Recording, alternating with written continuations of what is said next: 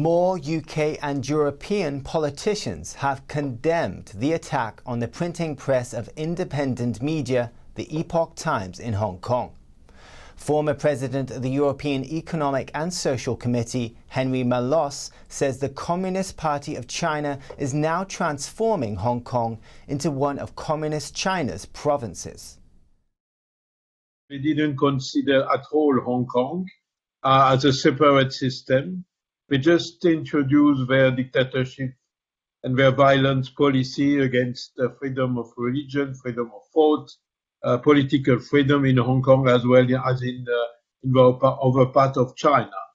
Following an international outpouring of condemnation of the attack, the independent newspaper provided more details about the incident at a press conference in Washington, D.C. on Tuesday. As soon as the attackers barged into the printing plant, they threatened the staff, telling them not to do anything that would force the attackers to take action. They caused extensive damage to the printing equipment. The printing press control panel sustained the most severe damage, while the transmitter, several computers, and a CPU were also destroyed. The Epoch Times also released footage that shows 4 masked men breaking into the printing house. They smashed computers and printing machinery and threw concrete rubble onto the printing equipment. This attack is not an isolated incident. It's the 5th time since its establishment in 2006 that criminals have targeted the printing press. Since last October, staff at the printing press have been monitored and followed by unknown vehicles. She says the same facility was attacked in November 2019. That's when 4 masked men broke in and set fire to the building. There was also another attack back in October 2012. Thugs tried to smash open the gate to the facility. 2 months later, 7 men carrying toolboxes attempted to break into the facility, but fled after being discovered by security guards. Founded in the United States in 2000, the Epoch Times began publishing in Hong Kong in 2001. The Chinese Communist Party has used every trick in the book to suppress the Epoch Times in Hong Kong in an attempt to prevent the city's people from getting independent news. The Epoch Times is one of the few remaining voices in the Hong Kong media landscape that does not bend to the CCP. The director thanked the international community for its support. She said Hong Kong Epoch Times will never bow to the Chinese Communist Party and will continue reporting the truth. The Hong Kong Epoch Times office has suspended its printing operations due to the damage, but Guo Jun says staff are in the process of repairing the equipment. She expects to start printing again by April 16th. Professional associations and influencers in Hong Kong are condemning the violent attack on the Hong Kong Epoch Times printing press. They are showing support for the newspaper's values. NTD's Liang Zheng has more. Hongkongers are speaking out against the attack on the Hong Kong Epoch Times printing plant on Monday. The Hong Kong Journalists Association and the Hong Kong Online News Association have made open statements condemning violence against the press and urging the violence to stop. Commentator and writer Wang Anran believes the attackers are professional thugs and coordinated the attack in advance. These people are all experienced gang members, and that's their specialties. That's why they could do it so quickly. They were obviously targeting the Epoch Times. We all see that. He praised the Epoch Times for its courage to stand up against the Chinese Communist Party's suppression. Veteran pro-democracy activist Ko Ji-yu is also speaking out. I hope that the Epoch Times, as a force for democracy, human rights, and the rule of law in the world, will be appreciated more. It's a beacon for the world. He is facing a jail sentence in Hong Kong for the 11th time. This time for violating the so-called national security law Beijing imposed last year. He says he will buy a copy of the Epoch Times newspaper to show support. Liang Zheng, NTD News.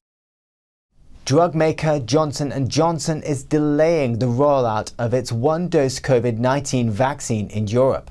It follows 6 recipients in the US developing a rare disorder involving blood clots.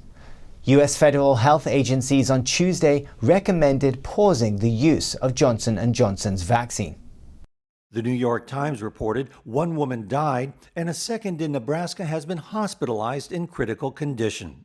All 6 recipients were women between 18 and 48 years of age. The agency said an advisory committee to the Centers for Disease Control and Prevention will meet on Wednesday to review the cases, and the Food and Drug Administration will review the analysis.